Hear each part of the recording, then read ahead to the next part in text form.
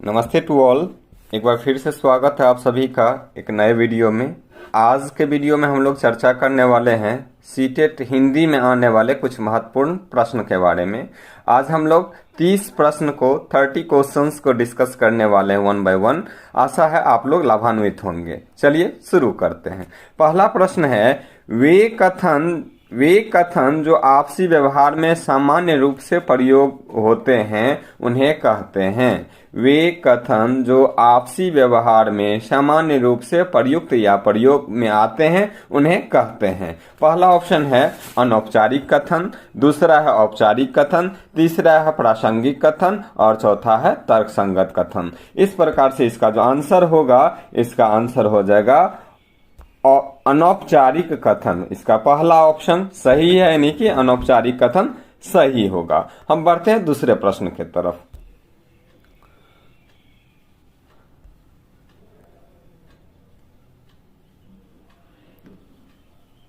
दूसरा हमारा प्रश्न है, व्याकरण शिक्षण की वह पद्धति अपेक्षाकृत अधिक उचित है जिसमें व्याकरण शिक्षण की वह पद्धति अपेक्षाकृत अधिक उचित है जिसमें पहला ऑप्शन है बच्चे नियमों को कंठस्थ कर लेते हैं, दूसरा है बच्चे उदाहरणों से नियम की ओर जाते हैं, सी ऑप्शन है बच्चे नियमों से उदाहरणों की ओर जाते हैं और डी ऑप्शन है बच्चे सूत्रों का प्रयोग करते हैं। तो इसका जो हिंदी के लिए जो सबसे उपयुक्त आंसर होगा वह होगा बी, यानी कि बच्चे उदाहरणों से नियमों की ओर जाते हैं। बढ़ते हैं अगले प्रश्न की तरफ।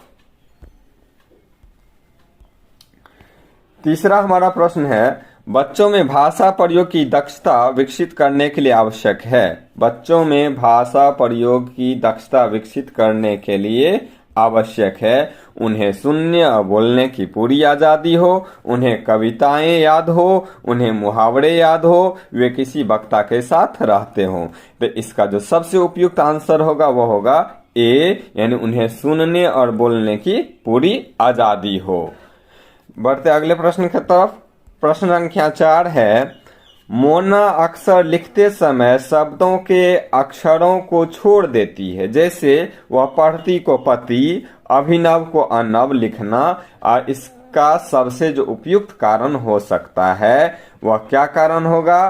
पहला जो ऑप्शन है उसे लिखना रुचिकर नहीं लगता है, उसके विचार और लिखने की गति में सामंजस्य नहीं है, उसके विचारों में स्पष्टता नहीं है, यानी कि और जब सबसे लास्ट का ऑप्शन हो उसे मात्राओं का ज्ञान नहीं है। इस प्रकार से इसका जो ऑप्शन होगा, इसका जो सही उपयुक्त आंसर होगा वह होगा सी, यानी कि उसके विचारों में स्पष्टता नहीं है। बढ़ते अगले प्रश्न की तरफ।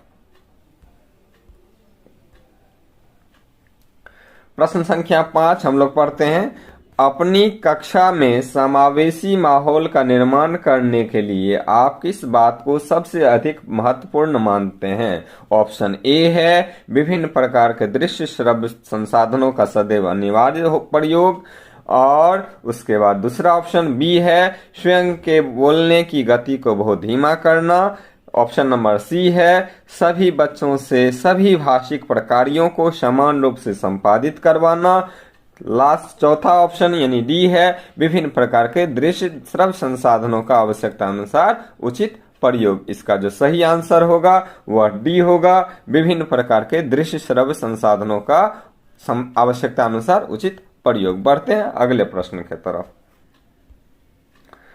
हमारा छठा प्रश्न है, हिंदी साहित्य के इतिहास के संबंध में modern vernacular literature of Hindustan किसने लिखा? हिंदी साहित्य के इतिहास के संबंध में modern vernacular literature of Hindustan किसने लिखा है? इसका पहला ऑप्शन है Garcin de Tassy, B option है George Abraham Grierson, C option है सुनीति कुमार और डी ऑप्शन है धीरेन्द्र कुमार। इसका जो सबसे उपयुक्त आंसर होगा वह है बी, जॉर्ज अब्राहम ग्रियर्सन।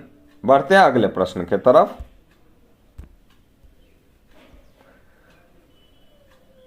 सातवां प्रश्न है, सातवां प्रश्न है, सतीश 7वीं कक्षा का विद्यार्थी है।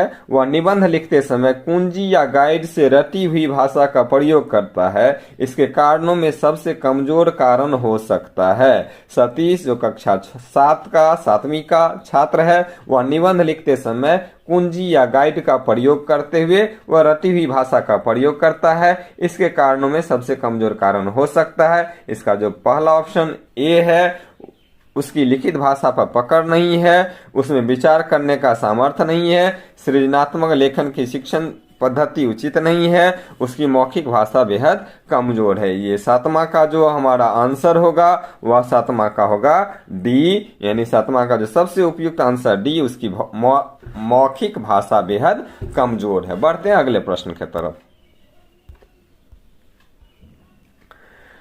8वां प्रश्न है, उच्च प्राथमिक स्तर पर हिंदी भाषा शिक्षण का एक सर्वाधिक महत्वपूर्ण उद्देश्य है। उच्च प्राथमिक स्तर पर हिंदी भाषा शिक्षण का एक सर्वाधिक महत्वपूर्ण उद्देश्य है। ऑप्शन ए है, बच्चों में कहानियों को शब्दशः दोहराने की क्षमता का विकास करना।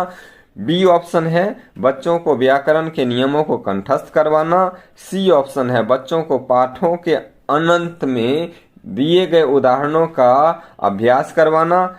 माफ कीजिएगा, सी ऑप्शन है, बच्चों को पाठों के अंत में दिए गए उदाहरणों का अभ्यास करवाना। और डी ऑप्शन है, बच्चों में समझ के साथ पढ़ने और लिखने की क्षमता का विकास करना। इसका जो उपयुक्त आंसर होगा, सटीक आंसर, वो होगा डी, बच्चों में समझ के साथ पढ़ने और लिखने की क्षमता का विकास करना। बढ़ते हैं अगले प्रश्न की तरफ।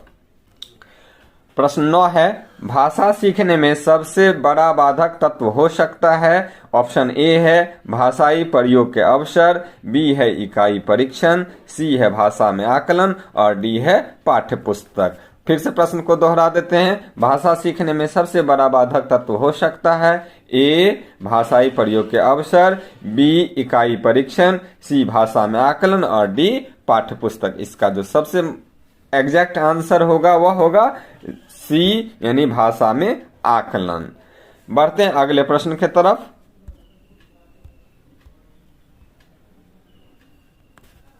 प्रश्न संख्या 10, भाषा शिक्षक में होना आवश्यक नहीं है। ऑप्शन ए, व्याकरण का ज्ञान। बी, सुंदर लेख। सी, विषय और मूल्यांकन विधियों का ज्ञान।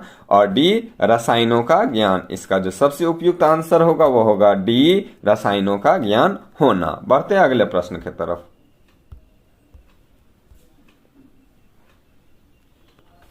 प्रश्न संख्या 11 है, गद्य शिक्षण में कठिन निवारण किया जा सकता है, यानी कि कठिनाई का निवारण किया जा सकता है गद्य शिक्षण में। इसका जो पहला ऑप्शन ए है, चित्र दिखाकर। बी है, वस्तु को प्रत्यक्ष दिखाकर। सी है, मॉडल दिखाकर। और डी है, उपर्युक्त सभी। इसका जो सबसे सही उपयुक्त आंसर होगा उपर्युक्त सभी, यानी कि चित्र दिखा करके भी, वस्तु को प्रत्यक्ष दिखा करके भी, मॉडल दिखा करके भी। इस प्रकार से इसका जो सही एग्जैक्ट आंसर है उपर्युक्त सही, यही आंसर सही है। बढ़ते हैं अगले प्रश्न की तरफ।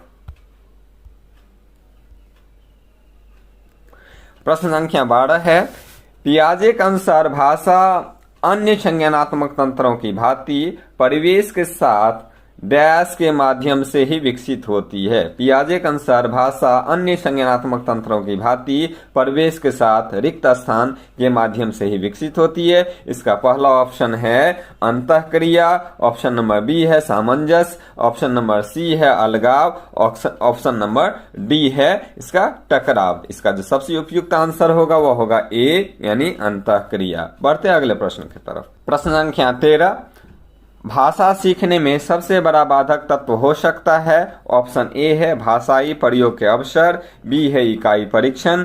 सी है भाषा में आकलन। और डी है पाठ्य पुस्तक। इसका 13 का जो सबसे उपयुक्त आंसर होगा वह होगा भाषा में आकलन, यानी कि भाषा में आकलन इसका सबसे सही सटीक आंसर है। बढ़ते अगले प्रश्न की तरफ। प्रश्न संख्या 14, भाषा शिक्षक में होना आवश्यक नहीं है। भाषा शिक्षक में होना आवश्यक नहीं है। ऑप्शन ए है व्याकरण का ज्ञान, बी है सुंदर लेख, सी विषय और मूल्यांकन विधियों का ज्ञान, डी है रसायनों का प्रयोग। इसका जो सही आंसर होगा वो होगा डी। इस प्रकार से इसका डी आंसर सही है। बढ़ते अगले प्रश्न की तरफ।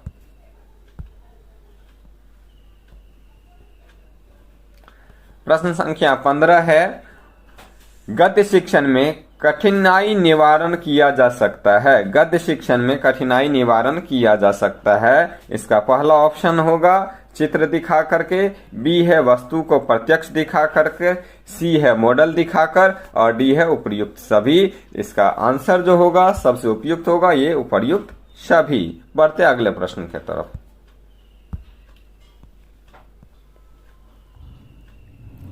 प्रश्न संख्या 16 है, प्राथमिक स्तर पर कविता शिक्षण उपयोगी नहीं होगा। प्राथमिक स्तर पर कविता शिक्षण उपयोगी नहीं होगा। इसका ऑप्शन ए है जिसे छात्र सरलता से समझ सकें, बी ऑप्शन है जो कविताएं छात्रों की सृजनशीलता को बढ़ाने वाली हो, सी ऑप्शन है जो कविताएं अंतर्राष्ट्रीय वादों से संबंधित हो और डी ऑप्शन है जिनमें नीति, हास्य, वीरता, देशभक्ति जैसी भावनाएं निहित हो। इसका जो सबसे उपयुक्त एग्जैक्ट आंसर होगा वह होगा डी। बढ़ते हैं अगले प्रश्न के तरफ। प्रश्न संख्या 17 है। प्रश्न संख्या 17, भाषा सिखाने का सही क्रम है।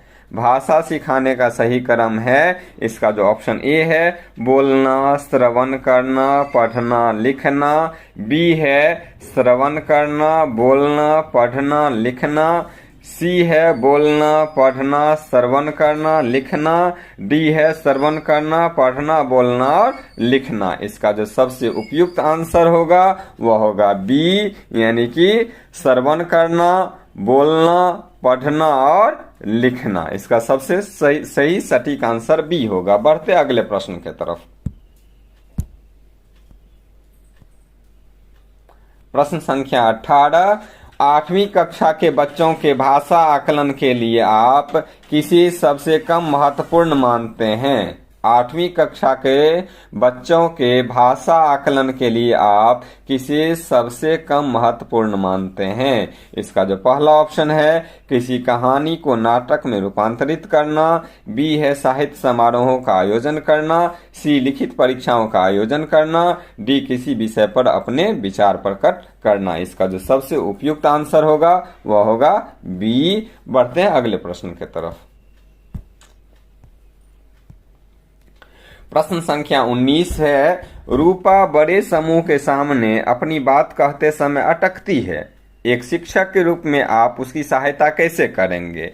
बढ़ते हैं ऑप्शन की तरफ। इसका पहला ऑप्शन ए है प्रारंभ में छोटे छोटे समूहों में बात करने के भरपूर अवसर देंगे। ऑप्शन नंबर बी है उसे बार बार समझाएंगे कि बड़े समूह में किस तरह बोला जाता है। ऑप्शन नंबर सी है उसमें बलपूर्वक आत्मविश्वास उत्पन्न करेंगे और ऑप्शन नंबर डी है उसे हमेशा बड़े समूह के सामने बोलने के लिए कहेंगे। इसका जो सही आंसर होगा 19 का वह होगा ए, यानी कि प्रारंभ में छोटे छोटे समूहों में बात करने के भरपूर उसे अवसर देंगे। यही इसका सबसे उपयुक्त एग्जैक्ट आंसर है। बढ़ते अगले प्रश्न की तरफ।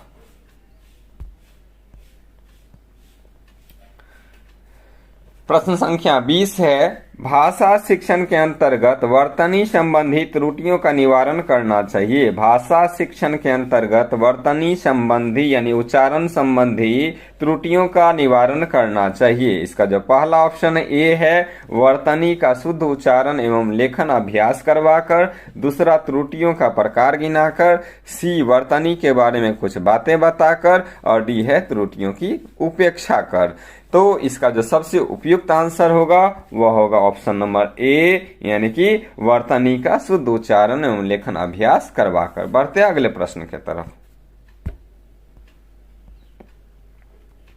प्रश्न संख्या 21 है, उच्च प्राथमिक स्तर पर भाषा सीखने सिखाने की प्रक्रिया में रिक्त स्थान की उपेक्षा बिल्कुल नहीं की जा सकती है। फिर से प्रश्न को पढ़ते हैं। उच्च प्राथमिक स्तर पर भाषा सीखने सिखाने की प्रक्रिया में रिक्त स्थान की उपेक्षा बिल्कुल नहीं की जा सकती। इसका ऑप्शन है ए शिक्षक के शास्त्रीय ज्ञान, बी है बच्चों की भाषिक पृष्ठभूमि, सी है बच्चों की सामाजिक श्रेणी और डी है बच्चों के पाठ्य पुस्तकीय ज्ञान। इसका जो 21 का जो एग्जैक्ट आंसर होगा वह होगा बी, यानी कि बच्चों की भाषिक पृष्ठभूमि। बढ़ते अगले प्रश्न के तरफ।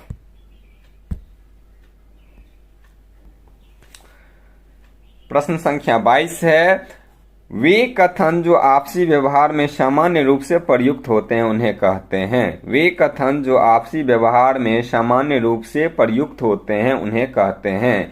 ऑप्शन नंबर ए अनौपचारिक कथन, बी औपचारिक कथन, सी प्रासंगिक कथन और डी तर्कसंगत कथन। इसका जो एग्जैक्ट आंसर होगा वह होगा ए, यानी कि अनौपचारिक कथन। इसका जो सही आंसर होगा अनौपचारिक कथन, यानी कि ए। बढ़ते अगले प्रश्न की तरफ। प्रश्न संख्या 23 है, व्याकरण शिक्षण की वह पद्धति अपेक्षाकृत अधिक उचित है जिसमें, व्याकरण शिक्षण की वह पद्धति अपेक्षाकृत अधिक उचित है जिसमें ऑप्शन ए है बच्चे नियमों को कंठस्थ कर लेते हैं, बच्चे उदाहरणों से नियमों की ओर जाते हैं, बच्चे नियमों से उदाहरणों की ओर जाते हैं और ऑप्शन नंबर डी है बच्चे सूत्रों का प्रयोग करते हैं। इसका जो सही आंसर होगा, एग्जैक्ट आंसर होगा वह होगा बी, यानी कि बच्चे उदाहरणों से नियमों की ओर जाते हैं। बढ़ते अगले प्रश्न के तरफ।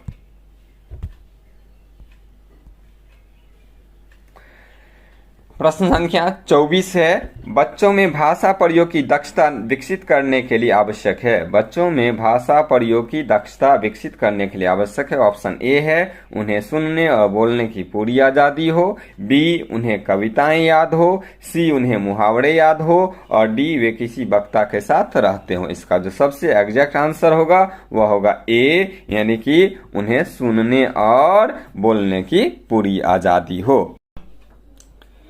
बढ़ते अगले प्रश्न की तरफ। प्रश्न संख्या 25 है, यथाशक्ति में समास है। यथाशक्ति में समास है। ऑप्शन ए है अव्ययी भाव, बी है तत्पुरुष, सी है द्विगु और डी है कर्मधारय। इसका जो सही आंसर होगा, यथाशक्ति में कौन सा समास है, तो इसका सही आंसर होगा अव्ययी भाव, यानी कि यथा और जोड़ शक्ति यानी यथाशक्ति। इसका जो सही आंसर अव्ययी भाव होगा। बढ़ते अगले प्रश्न की तरफ। प्रश्न संख्या 26, अपनी कक्षा में समावेशी माहौल का निर्माण करने के लिए आप किस बात को सबसे अधिक महत्वपूर्ण मानते हैं। ऑप्शन ए है विभिन्न प्रकार के दृश्य श्रव्य संसाधनों का सदैव अनिवार्य प्रयोग, स्वयं के बोलने की गति को बहुत धीमा रखना, सी ऑप्शन है सभी बच्चों से सभी भाषिक प्रकारों को समान रूप से संपादित करना और डी ऑप्शन है विभिन्न प्रकार के दृश्य श्रव्य संसाधनों का आवश्यकता अनुसार उचित प्रयोग करना। इसका जो सबसे उपयुक्त आंसर, एग्जैक्ट आंसर होगा वह डी होगा, यानी कि विभिन्न प्रकार के दृश्य श्रव्य संसाधनों का आवश्यकता अनुसार उचित प्रयोग करना। बढ़ते अगले प्रश्न की तरफ।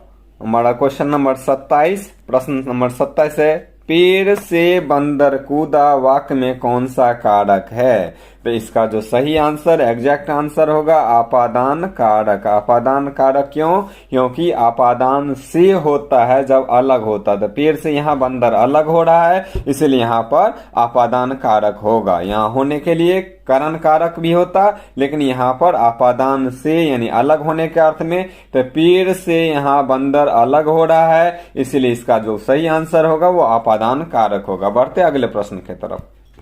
प्रश्न संख्या 28 है, सूर्योदय शब्द का संधि विच्छेद है। सूर्योदय शब्द का संधि विच्छेद है, तो इसका जो सही आंसर होगा वह होगा बी, यानी सूर्य प्लस उदय। इसका जो सही आंसर सूर्य प्लस उदय होगा। सूर्य प्लस उदय बराबर सूर्योदय। बढ़ते अगले प्रश्न की तरफ। प्रश्न संख्या 29 है, वर्णों के उस समूह को जिससे कोई निश्चित अर्थ निकला हो कहा जाता है। वर्णों के उस समूह को जिससे कोई निश्चित अर्थ निकला हो कहा जाता है। इसका जो सही आंसर होगा वो क्या होगा? शब्द। वर्णों के मेल से शब्द का निर्माण होता है। बढ़ते अगले प्रश्न की तरफ। प्रश्न संख्या 30, भाषा सीखने में सबसे बड़ा बाधक तत्व हो सकता है। भाषा सीखने में सबसे बड़ा बाधक तत्व हो सकता है। ए ऑप्शन है भाषाई प्रयोग के अवसर, बी है इकाई परीक्षण, सी है भाषा में आकलन और डी है पाठ्य पुस्तक। इसका जो सही आंसर होगा वो होगा सी, यानी कि भाषा में आकलन। आशा करते हैं आप लोगों को इसका फायदा होगा, लाभ होगा। आप लोग लगातार वीडियो देखते रहिए और इस प्रकार से लाभान्वित होते रहिए। धन्यवाद।